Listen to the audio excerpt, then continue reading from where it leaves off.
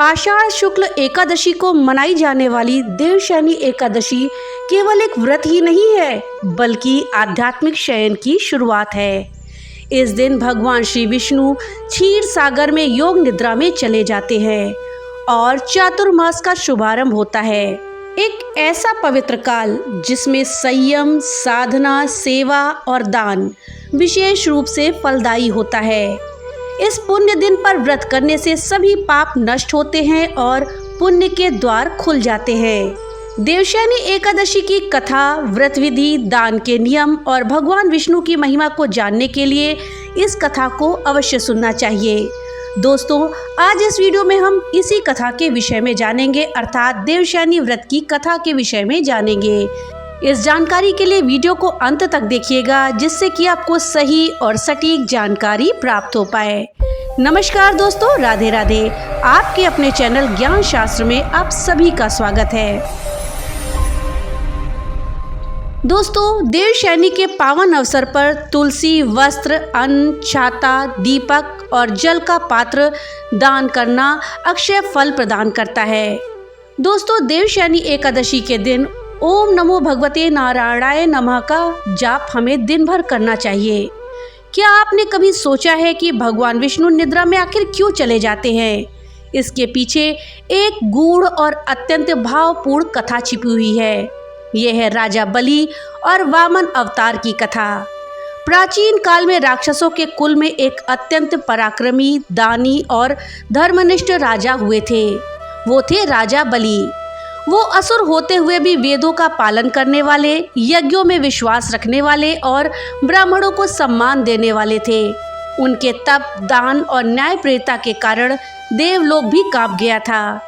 राजा बलि ने महर्षि शुक्राचार्य के संरक्षण में अनेक यज्ञ किए और अंत में स्वर्ग लोक पर विजय प्राप्त कर ली। इंद्र और अन्य देवता धरती पर भटकने लगे। सभी देवता ब्रह्मा जी के पास गए और फिर सब ने मिलकर भगवान विष्णु से विनती करी कि हे प्रभु, धर्म की रक्षा के लिए अब केवल आप ही कुछ कर सकते हैं। आप ही हमें समाधान बताएं। भगवान विष्णु ने असुरों को धर्म से विचलित किए बिना नीति से पराजित करने हेतु एक बहुत ही अच्छा उपाय किया। उन्होंने वामन अवतार लिया। एक सुंदर, तेजस्वी, कमल नयन बटुक ब्राह्मण के रूप में, हाथ में कमंडल, छत्र और कमर में मृग चर्म। वो सीधे राजा बलि के यज्ञ में पहुँचे। राजा बलि ने उन्हें देखा और श्रद्धा पूर्वक पूछा, ब्राह्मण देव, मुझे बताइए, मैं आपकी क्या सेवा कर सकता हूँ? वामन ने मधुर मुस्कान के साथ कहा, हे दानी राजा, मुझे केवल 3 पग भूमि दे दीजिए। राजा बलि हंस पड़े। 3 पग भूमि? मैं तो आपको पूरा गांव दे सकता हूँ। पर वामन ने विनम्रता से कहा, मुझे केवल इतना ही चाहिए जितना मैं नाप सकूं। शुक्राचार्य ने राजा बलि को चेताया, ये कोई साधारण ब्राह्मण नहीं है, स्वयं भगवान विष्णु हैं। ये तुम्हें छलने के लिए आए हैं। परंतु राजा बलि ने उत्तर दिया, अगर ये भगवान है तो मुझे क्या चिंता। यदि भगवान मुझसे कुछ मांगते हैं, ये तो मेरा सौभाग्य होगा। और उन्होंने 3 पग भूमि देने का संकल्प कर लिया। तभी वामन ने अपने विराट रूप को धारण किया। पहला पग बढ़ाया तो पृथ्वी, आकाश, दिशा और स्वर्ग सब उस पग में समा गए। दूसरा पग बढ़ाया तो ब्रह्मांड के शिखर तक पहुंच गए। और अब तीसरा पग कहाँ रखें? वामन बोले, हे बलि, अब बताओ मैं तीसरा पग कहाँ रखूं? राजा बलि हाथ जोड़कर मुस्कुराए और बोले, प्रभु, अब केवल मेरा सिर ही शेष है, तीसरा पग इस पर रख दीजिए। वामन ने राजा बलि के सिर पर तीसरा पग रखा। बलि नीचे पाताल लोक में चला गया। परंतु प्रभु उसकी भक्ति, विनम्रता और त्याग से इतने प्रसन्न हुए कि उन्होंने कहा, हे बलि, अब तू पाताल का राजा रहेगा। तेरी भक्ति अमर रहेगी और मैं स्वयं हर 4 मास तक तेरे पास पाताल में निवास करूंगा। तभी से भगवान विष्णु आषाढ़ शुक्ल एकादशी को योग निद्रा में चले जाते हैं, जिसको कि देवशयनी एकादशी कहते हैं, और वो कार्तिक शुक्ल एकादशी को पुनः जागते हैं। इस काल को चातुर्मास कहा जाता है। इन 4 महीनों में भगवान विष्णु पाताल लोक में राजा बलि के यहाँ वास करते हैं। ये व्रत, साधना और तपस्या का काल होता है। राजा बलि सिखाते हैं कि सच्ची भक्ति में अहंकार नहीं होता। भगवान विष्णु ये दर्शाते हैं कि जो विनम्रता और समर्पण से युक्त है वहाँ वो स्वयं निवास करते हैं। चातुर्मास हमें आत्मचिंतन, संयम और भक्ति की ओर अग्रसर करता है। इस काल में हमें क्या करना चाहिए, आइए जानते हैं। लेकिन दोस्तों, उसको जानने से पहले आपसे एक छोटी सी रिक्वेस्ट है कि अगर अभी तक आपने वीडियो को लाइक नहीं किया है तो कृपया वीडियो को लाइक कर दें और ज़्यादा से ज़्यादा शेयर करें, जिससे कि ये जानकारी अधिकतर लोगों तक पहुंच पाए। और हाँ, अगर चैनल पे पहली बार आए हैं तो कृपया चैनल को सब्सक्राइब कर दें और बेल आइकन दबाना ना भूलें, जिससे कि मेरी वीडियो सबसे पहले आप तक पहुँच सके। तो चलिए वीडियो में आगे बढ़ते हैं। दोस्तों, हमें चातुर्मास में मांस, मदिरा, लहसुन, प्याज नहीं खाना चाहिए। व्रत, जप, तप, कथा करनी चाहिए और सुननी चाहिए। तुलसी का पूजन करना चाहिए और विष्णु जी का पाठ करें। चातुर्मास केवल एक धार्मिक परंपरा नहीं है, बल्कि एक आध्यात्मिक साधना का भी काल है, जब स्वयं भगवान विष्णु भी विश्राम करते हैं ताकि जीव आत्मनिरीक्षण कर सके। जिसका अहंकार समाप्त होता है वहाँ स्वयं भगवान निवास करते हैं। यही राजा बलि की कथा का भी सार है। दोस्तों, देवशयनी एकादशी की कथा श्री कृष्ण द्वारा युधिष्ठिर को सुनाई गई। एक बार महाभारत काल में जब पांडव वनवास में थे, उस समय धर्मराज युधिष्ठिर ने श्री कृष्ण से विनम्रता से पूछा, हे मधुसूदन, कृपया मुझे आषाढ़ शुक्ल एकादशी का नाम, महत्व और उस दिन किए जाने वाले व्रत की विधि विस्तार से बताएं। तब भगवान श्री कृष्ण ने मुस्कुराते हुए कहा, हे धर्मराज, ये एकादशी अत्यंत पुण्यदायिनी है। इसका नाम है देवशयनी एकादशी। इसी दिन से चातुर्मास का भी शुभारंभ होता है, जब भगवान विष्णु क्षीर सागर में शेषनाग की शैया पर योग निद्रा में चले जाते हैं। ये व्रत सभी पापों को नष्ट करने वाला, समस्त सुखों को प्रदान करने वाला और अंत में मोक्ष देने वाला होता है। फिर श्री कृष्ण ने राजा मांधाता की कथा सुनाई, जिसमें उन्होंने इस व्रत को करके अपने राज्य के भयंकर अकाल से मुक्ति पाई थी। श्री कृष्ण ने यह भी बताया कि इस दिन जो भी व्यक्ति उपवास करता है, तुलसी से श्रीहरि की पूजा करता है, रात भर जागरण करता है, वो जन्म जन्मांतर के पापों से मुक्त हो जाता है। श्री कृष्ण ने कहा, हे युधिष्ठिर, जो मनुष्य आषाढ़ शुक्ल एकादशी का व्रत करता है वो भगवान विष्णु के लिए अत्यंत प्रिय हो जाता है। इस दिन से देवगण, ऋषि मुनि, यहाँ तक कि ग्रह नक्षत्र भी विश्राम की अवस्था में चले जाते हैं। इस प्रकार भगवान श्री कृष्ण ने युधिष्ठिर को देवशयनी एकादशी का दिव्य महत्व समझाया और स्वयं इस व्रत के पालन की प्रेरणा दी। दोस्तों, प्राचीन समय की बात है जब धर्म, सत्य और मर्यादा ही जीवन के मूल मंत्र हुआ करते थे। सूर्यवंश में एक अत्यंत प्रतापी और धर्मनिष्ठ राजा का जन्म हुआ, जिनका नाम था मांधाता। राजा मांधाता वे न केवल शक्तिशाली थे, बल्कि तपस्वी, दानी और प्रजावत्सल भी थे। उनके राज्य में किसी को कोई कष्ट नहीं था। उनका राज्य न्याय और धर्म का था। ब्राह्मण वेदों का पाठ करते थे, यज्ञ होते थे, गौपालन होता था और जनता का जीवन सरल, शांतिपूर्ण और सुखी था। लेकिन एक समय ऐसा आया जब उनके राज्य में अचानक से भयंकर अकाल पड़ गया। नदियां सूख गई, तालाब कीचड़ से भर गए, पशु पक्षी भूख प्यास से तड़पने लगे, अन्न के भंडार खाली होने लगे, खेत बंजर हो गए और लोगों में भय का वातावरण उत्पन्न हो गया। राजा मांधाता ने तुरंत ब्राह्मणों और ऋषियों से परामर्श किया। उन्होंने अनेक प्रकार के यज्ञ, हवन और अनुष्ठान करवाए, वनों में जाकर तपस्या करी, दान दिए, अन्न क्षेत्र खोले, लेकिन प्रकृति फिर भी मौन रही।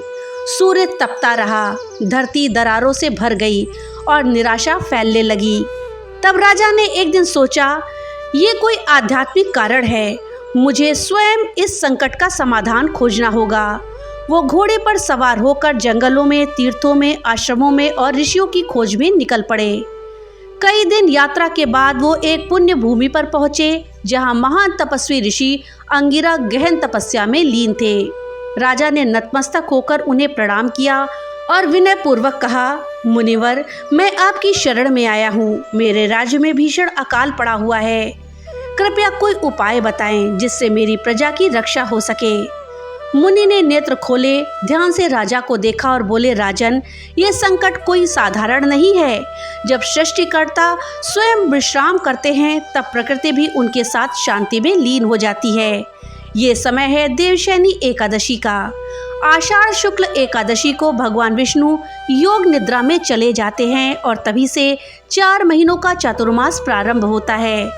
अगर तुम इस विशेष व्रत को पूरे मन से करोगे और प्रजा से भी इसका पालन करवाओगे तो भगवान श्रीहरि की कृपा से सब कुछ सुचारू रूप से पुनः हो जाएगा। ये सुनते ही राजा को जैसे जीवन का नया मार्ग मिल गया। वो तुरंत अपने महल लौटे और अगली देवशयनी एकादशी की तैयारी में लग गए। पूरे नगर में घोषणा करवा दी गई कि भगवान विष्णु की सेवा के लिए हम सब देवशयनी एकादशी का व्रत करेंगे। जो भी भक्त इस दिन व्रत करेगा, रात्रि को जागरण करेगा, श्रीहरि की पूजा करेगा, उसको अक्षय पुण्य प्राप्त होगा।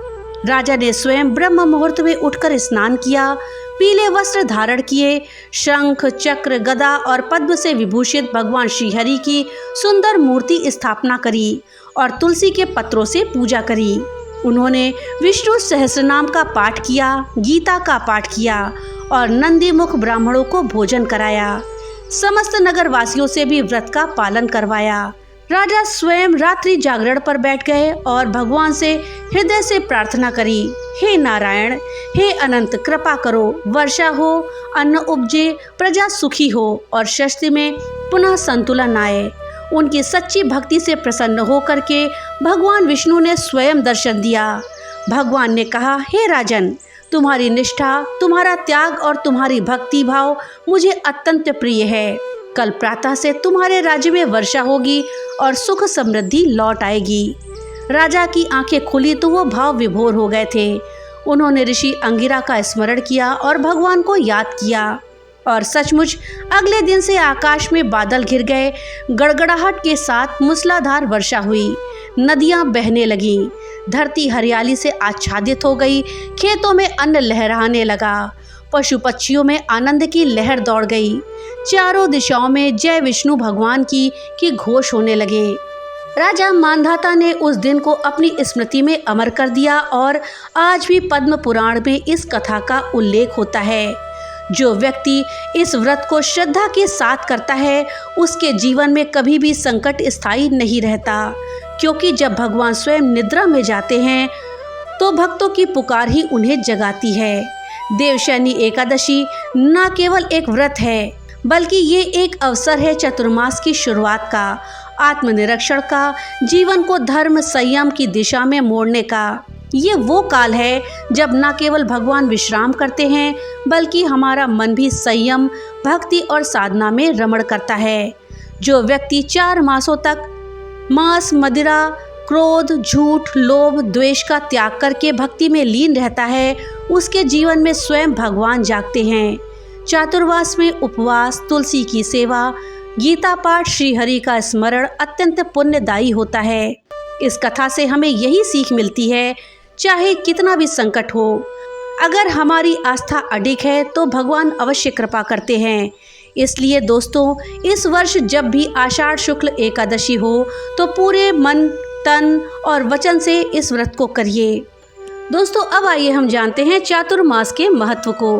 देवशयनी एकादशी से लेकर के देवउठनी एकादशी तक विवाह, गृह प्रवेश, अन्नप्राशन, मुंडन जैसे मांगलिक कार्य नहीं किए जाते हैं। भक्त तुलसी की सेवा, जाप, उपवास और ध्यान में समय व्यतीत करते हैं तथा ब्रह्मचर्य का पालन करते हैं। ये समय आत्मशुद्धि, संयम और प्रभु की भक्ति का होता है। जब स्वयं भगवान विश्राम करते हैं तो सृष्टि की गति भी कुछ थम सी जाती है। यही समय है आत्मचिंतन का, अपनी आत्मा को भगवान में लीन करने का। देवशयनी एकादशी न केवल एक व्रत है बल्कि एक साधना है, एक अवसर है उस चक्र को पुनः चलाने का जो भीतर सो गया है।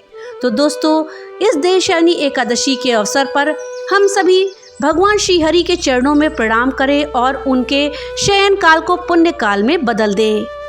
तो दोस्तों, ये थी जानकारी देवशयनी एकादशी और चातुर्मास के विषय में।